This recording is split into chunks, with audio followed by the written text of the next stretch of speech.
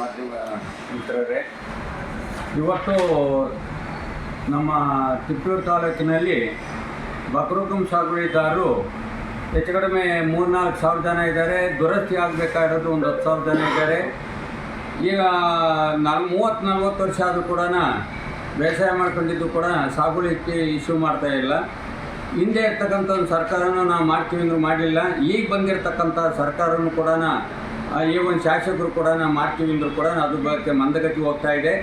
ಅದರಿಂದ ಈಗ ತಕ್ಷಣದಲ್ಲಿ ಯಾರ್ಯಾರು ಸಾಗುವಳಿ ಮಾಡಿದ್ದಾರೋ ಅವರಿಗೆ ಸಾಗುವಳಿ ಚೀಟಿಯನ್ನು ಶೀಘ್ರದಲ್ಲೇ ಸರ್ವೆ ಮಾಡಿಕೊಡ್ಬೇಕು ಅಂತ ಒತ್ತಾಯ ಮಾಡ್ತಾ ಇದ್ದೀನಿ.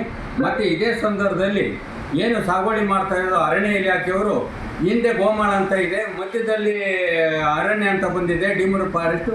ಈಗ ಅದೆಲ್ಲ ನಮಗೆ ಸೇರಬೇಕು ಅಂತ ಹೇಳಿ ಒಂದು ಕಡೆಯಿಂದ ಅರಣ್ಯದವರು ಈವನ್ ಬೇಸಾಯ ಮಾಡ್ಯಾರನ್ನೆಲ್ಲ ಎತ್ತಂಗಿ ಮಾಡ್ತಾ ಒಕ್ಕಲಿಪಡಿಸ್ತಾ ಇದ್ದಾರೆ. ಮತ್ತು ಸಾಗುವಳಿ ಚೀಟಿ ಅರಣ್ಯ ಇಲಾಖೆಯಿಂದ ಇದು ತಾಲೂಕು ಕಚೇರಿಯಿಂದ ಬಗ್ರೂಮ್ ಕಮಿಟಿಯಿಂದ ಸಾಗುವಳಿ ಚೀಟಿ ಇಶ್ಯೂ ಮಾಡಿ ಅದೊಂದು ತೆಂಗಿನ ಸೋಸಿ, ಅಡಿಕೆ ಗಿಡ, ಪಂಪ್ ಸೆಟ್ಟು, ಮನೆಯೆಲ್ಲ ಕಟ್ಕೊಂಡಿದ್ದಾರೆ. ಇಷ್ಟು ವರ್ಷ ಸುಮ್ಮನಿದ್ರು ಕೂಡ ಈಗ ಅವರು ಇದು ನಮಗೆ ಅರಣ್ಯಕ್ಕೆ ಸೇರಬೇಕು ಅಂತ ಎಲ್ಲರಿಗೂ ನೋಟಿಸ್ ಕೊಟ್ಕೊಂಡು ಒಕ್ಕಲಿಪಡಿಸೋ ಇದು ಮಾಡ್ತಾವ್ರೆ. ಅದರಿಂದ ಇದು ಹೆಚ್ಚು ಕಡಿಮೆ 70 ಭಾಗ ನಮ್ಮ ತಿಪ್ಪೂರು ತಾಲೂಕಿನ ರೈತರಿಗೆ ಭಾರಿ ಇದಾಗಿದೆ. ಆಮೇಲೆ ಜಾಯಿಂಟ್ ಸರ್ವೆ ಮಾಡ್ತೀನಿ ಅಂತ ಅಂದರು. ಸರ್ವೆ ಮಾಡಿ ಡಿಮ್ಡ್ ಫಾರೆಸ್ಟ್ ನಿಮಗೆ ಬಿಟ್ಕೊಟ್ಬಿಡ್ತೀವಿ, ನಮ್ಮದು ಮಾತಾಡ್ತೀವಿ, ಅದು ಕೂಡ ಸರಿಯಾಗಿ ಮಾಡ್ತಾ ಇಲ್ಲ. ಅದರಿಂದ ಈ ತಕ್ಷಣದಲ್ಲಿ ಅರಣ್ಯ ಇಲಾಖೆ ಏನು ರೈತರ ಮೇಲೆ ಒಕ್ಕಲಿಪಿಸೋದು ಮತ್ತು ನೋಟಿಸ್ ಕೊಡೋದು ಮಾಡ್ತಾ ಇದ್ದಾರೆ, ಅದು ತಕ್ಷಣ ನಿಲ್ಲಿಸಬೇಕು.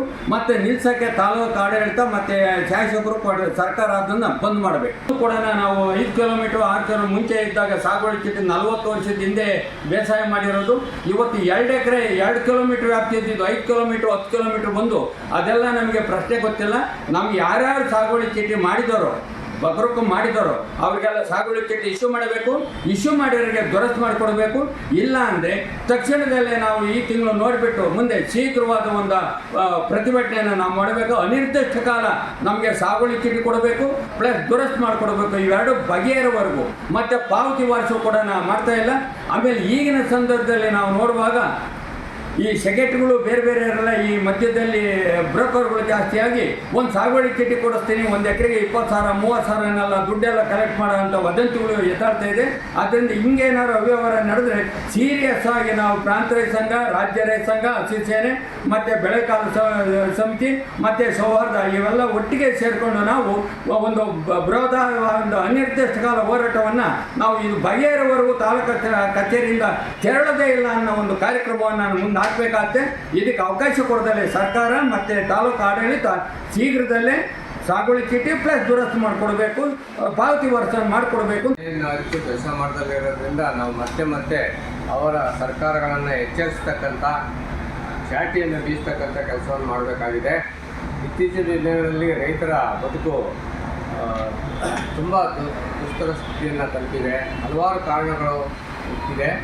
ಇತ್ತೀಚೆಗೆ ನಮಗೆ ಸುಮಾರು 7.5 ತಿಂಗಳ ಹಿಂದಿನಿಂದಲೂ ಮಳೆ ಬಂದಿಲ್ಲ. ಆಗಸ್ಟ್ 12ನೇ ತಾರೀಕು ಅಲ್ಲ, ಅಕ್ಟೋಬರ್ 12ನೇ ತಾರೀಕು ಹೋದ ವರ್ಷ ಮಳೆ ಬಂದು ಬಿಟ್ಟರೆ ಇತ್ತೀಚಿನ ದಿನಗಳಲ್ಲಿ ಮಳೆ ಅಲ್ಲಿ ಇಲ್ಲಿ ಸ್ವಲ್ಪ ಸೋನೆ ಮಳೆ ಬರ್ತಾ ಇದೆ ಹೊರತಾಗಿ ಅಬ್ಬರದ ಮಳೆ ಬಂದಿಲ್ಲ. ಹಾಗಾಗಿ ಆ ಮಳೆ ಬರೆದಿದ್ದರೂ ಬೀಸಿದ ಬಿರುಗಾಳಿ ಹಾಗೂ ಸಿಡಿಲುಗಳಿಂದ ಭಾಳಷ್ಟು ಮರಗಳು, ತೆಂಗು, ಅಡಿಕೆ, ಬಾಳೆ, ಮಾವಿನ ಮರಗಳು ನೆಲಕಚ್ಚಿವೆ. ಇದಕ್ಕೆ ರಾಷ್ಟ್ರೀಯ ವಿಪತ್ತು ನಿಧಿಯಿಂದ ನಮಗೆ ಸರಿಯಾದ ವೈಜ್ಞಾನಿಕ ಬೆಲೆಯನ್ನು ನಿಗದಿ ಮಾಡಬೇಕಾದಂಥ ಹೊಣೆ ರಾಜ್ಯ ಸರ್ಕಾರಕ್ಕಿದೆ ಹಾಗೂ ತಾಲೂಕು ಆಡಳಿತಕ್ಕಿದೆ. ಆದರೆ ಅವರು ನಮ್ಮ ಮಾತನ್ನು ಅವ್ರು ಕೇಳ್ತಲೇ ಇಲ್ಲ, ನಮ್ಮ ಬೇಡಿಕೆಯನ್ನು ಅವ್ರು ಕೇಳ್ತಲೇ ಇಲ್ಲ. ಸುಮಾರು ನಮ್ಮ ಲೆಕ್ಕದ ಪ್ರಕಾರ ಒಂದು ಮರ ಸರಾಸರಿ 150 ಕಾಯಿಗಳನ್ನು ಕೊಟ್ಟರು ಇವತ್ತಿನ ಬೆಲೆಯ ಪ್ರಕಾರ 7,500ರಿಂದ 8,000 ರೂಪಾಯಿ ಒಂದು ಮರಕ್ಕೆ 1 ವರ್ಷಕ್ಕೆ ಬರ್ತದೆ ಉತ್ಪಾದನೆ.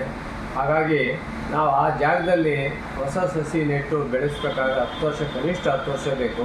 10 ವರ್ಷಕ್ಕೆ ಒಂದು ಮರಕ್ಕೆ ನಮಗೆ ಸುಮಾರು 7,500ರಿಂದ 10,000 ನಷ್ಟ ಆಗ್ತದೆ. ಹಾಗಾಗಿ ನಾವು ಆ ನಷ್ಟವನ್ನು ತುಂಬಿಕೊಡ್ಬೇಕು ಅಂತ ಹೇಳಿ ಸರ್ಕಾರವನ್ನು ಒತ್ತಾಯ ಮಾಡ್ತಾಯಿದ್ವಿ. ತೆಂಗಿನ ಮರಗಳಿಗೆ 15,000ರಿಂದ 20,000 ರೂಪಾಯಿ ಹಣವನ್ನು ನಿಗದಿ ಮಾಡ್ತಾರೆ. ಅಷ್ಟನ್ನು ಕೂಡ ಸರ್ಕಾರ ನಿಗದಿ ಮಾಡ್ತಾ ಇಲ್ಲ. ಹಾಗಾಗಿ ಅಡಿಕೆಗೆ, ತೆಂಗಿಗೆ, ಬಾಳೆ, ಮಾವಿನ ಮರಗಳಿಗೆ ಸರಿಯಾದ ಲೆಕ್ಕಾಚಾರ ಮಾಡಿ ನಿಗದಿತವಾಗಿ ರೈತರಿಗೆ ಆಗಿರ್ತಕ್ಕಂಥ ನಷ್ಟವನ್ನು ತುಂಬಿಕೊಡ್ಬೇಕು.